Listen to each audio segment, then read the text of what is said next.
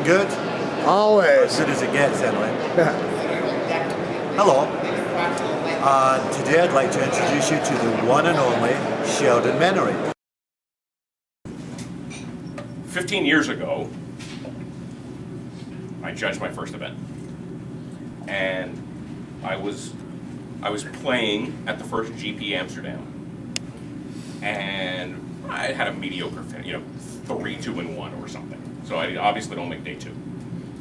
And I'm just wandering around on Sunday looking for something to do, and guys at the Wizards Coast was like, "Hey, you! Do you know the rules of Magic?" I'm like, I don't know. Son of, I know the rules of Magic. It's like become a judge. I said, "What does a judge do?" It's like, "Well, judge runs tournaments." I'm like, "Well, I'm already running tournaments." Sure.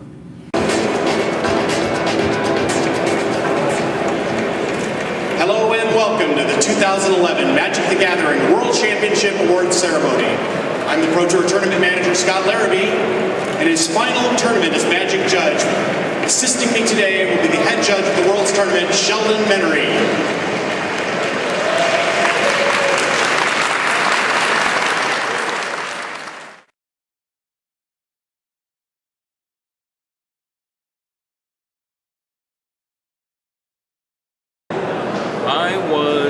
For a hobby, I was doing a lot of role-playing games, and I was involved in the RPGA.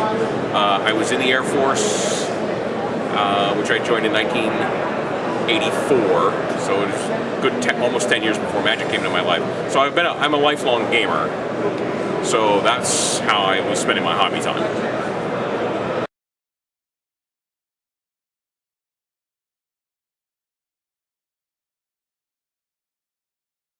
I have a Monday night RPG that I occasionally blog about and write about. I like games of all kinds, so I go to Armada Games and we play EDH and we play board games. I play computer games. I'm looking forward to Afterworlds. My project for the week of Thanksgiving is playing Elder Scrolls V Skyrim. And I'm certainly waiting for Diablo 3 to come out. So I play all manners of games. Love RPGs. I love computer games. I'm a huge fan of Heroes and Might and Magic 3. I know there were 6 just got released, but it's got a scenario editor, so I can create my own scenarios and play. So games of all kinds.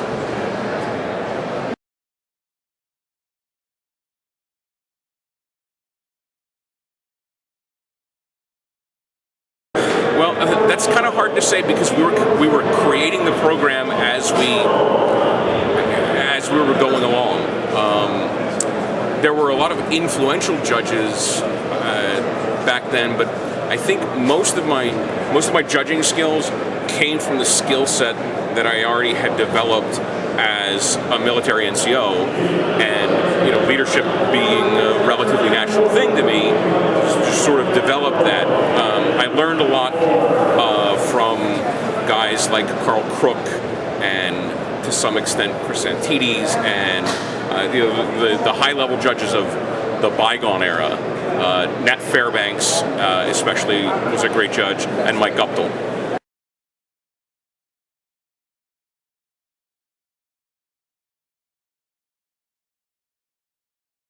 Well, the first time I tested for level 3 was at the end of the first day of my first ever Pro Tour. So back in 1997, Pro Tour Mines was the event, and I had worked the 16-hour day, and it was midnight, and Carl Crook, Misha Donders, who was a level 4 at the time, and Ken Bontnik, who was a level 3 and worked in the Belgian office, took me into a room, stood me on my head, and demonstrated to me how little I knew about being a high-level judge. Back when I was testing for level 3, there was no written test for level 3. You tested into the program at a level. So I started at level 2. And then the whole level 3 process was an interview process. The second time I interviewed was at GP Antwerp in '98, I believe it was. It's a long time ago now. And that GP turns out to have been a seminal moment in the judge program's history because Geese, Yop, and I all made level 3 the same day.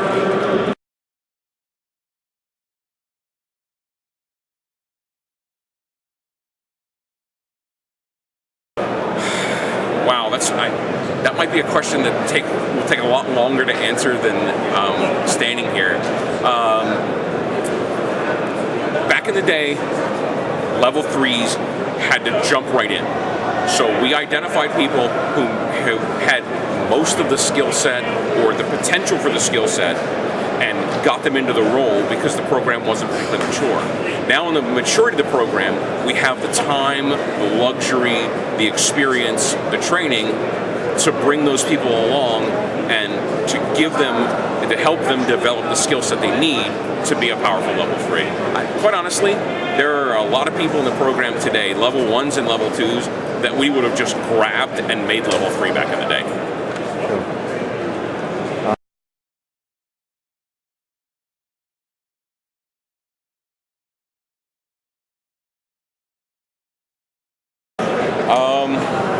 Well, most judges are smart, so I don't think there'd be too many weaklings because you need to be smart for the zombie apocalypse.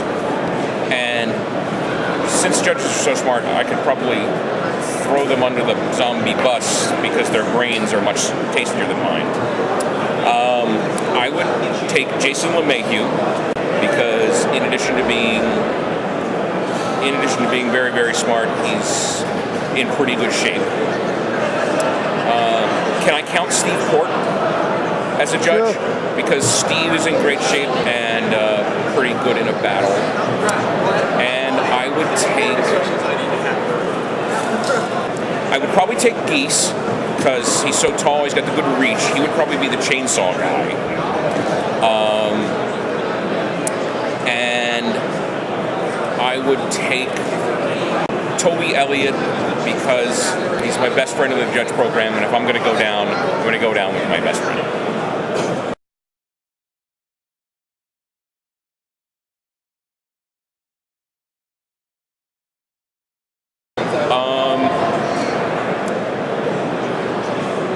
Probably Worlds in Rome because we cruised the Mediterranean for 12 days. We left Venice 13 days before Worlds started and cruised through the Mediterranean and arrived back in Rome the day before Worlds. And Rome is one of the most marvelous cities in the world.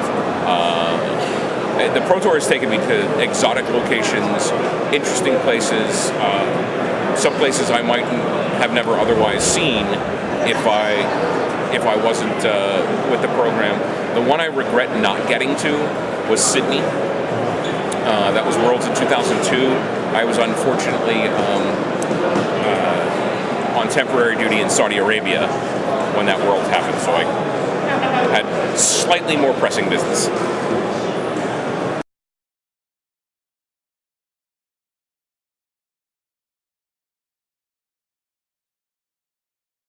Wow, that almost might take even more time that we don't have on camera.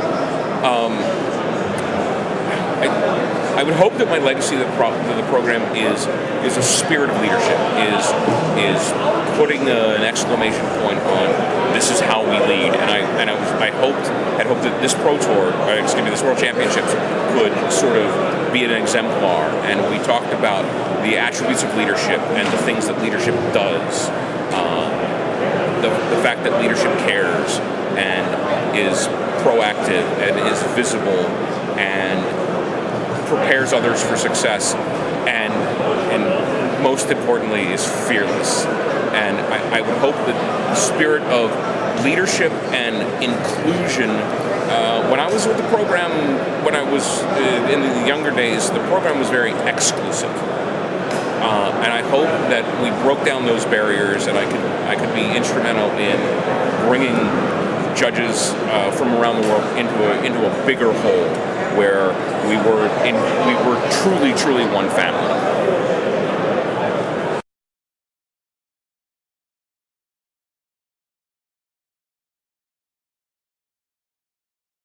Well, like I said a couple times on Twitter and Facebook, it was an interesting weekend because I had a front row seat in watching the best judges in the world do what they do.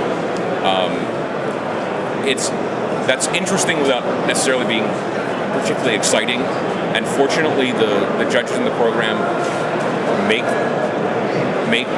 the Worlds and the Pro Tour experience wonderful, but it's also very, very smooth. There are no super tense moments, or there are no moments when we're wondering if the apocalypse is coming or not. So it's interesting for us who love doing this. I'm not sure it's particularly interesting for the folks that are watching us, but yeah, watching the greatest judges that the program has known do their work, very, very interesting. So, in my opinion about Sheldon, my personal opinion is, as I said, he is the judge. He defines the program for 10 years or more at the moment. And yeah, if you need an example judge, take Sheldon. So I first met Sheldon at Nationals in Kansas City. I was level 1 at the time, didn't really know anybody there, new to the competitive scene, and Sheldon definitely went out of his way to make me feel welcome, and he said that it's not a boys club, and he put it together and introduced me to a lot of great people, and he's kind of stuck with me as I've been growing along, and I have definitely benefited from having him as a mentor. And Sheldon, I wish just all the best. Who'd you say it was again? Sheldon? Sheldon, yes. He's the short guy, right? Yeah, well, muscular but short, you know. Level 5, Florida. No, it's not helping, sorry.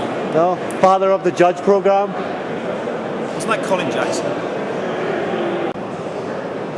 Absolutely has been a pillar of the judge program, someone to stand out front to bring the judge program's concerns to Wizard of the Coast, a great face for the judge program, and someone who has been an advocate and a luminary.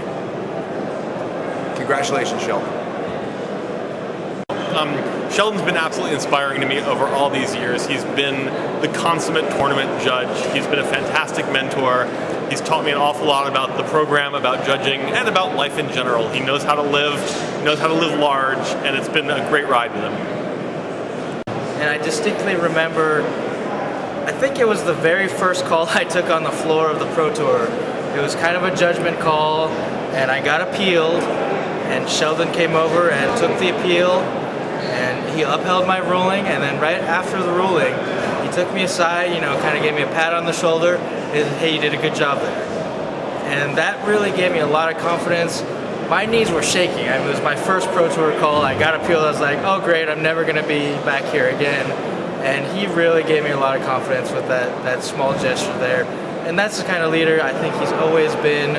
He notices the little things. He's very compassionate, and that's one thing I'll always remember about him. So Sheldon is basically the best judge ever. He's very serious. He takes his job seriously, and he's competent. He never wants to make a mistake, so he makes sure that he knows everything, right? But also, when he's not working, he's a fun guy, great to hang out with, telling jokes all the time, and he's just awesome.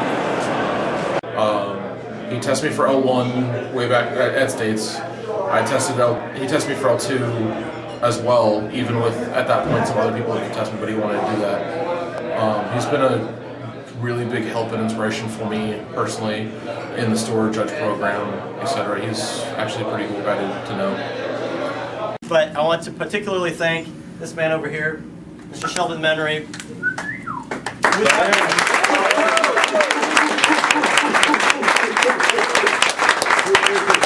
Without whom, over 10 years ago now, I worked my first GP. I wouldn't have known how much fun it could be being a judge. Oh, hang. Was he wearing red? Yes, I believe he was most of the weekend. Okay. Yeah, I saw him sitting down once or twice. He's all right, I suppose. He has been your head judge of this event. He has been and is a friend of many and mine. Thank you very much, Sheldon Menery.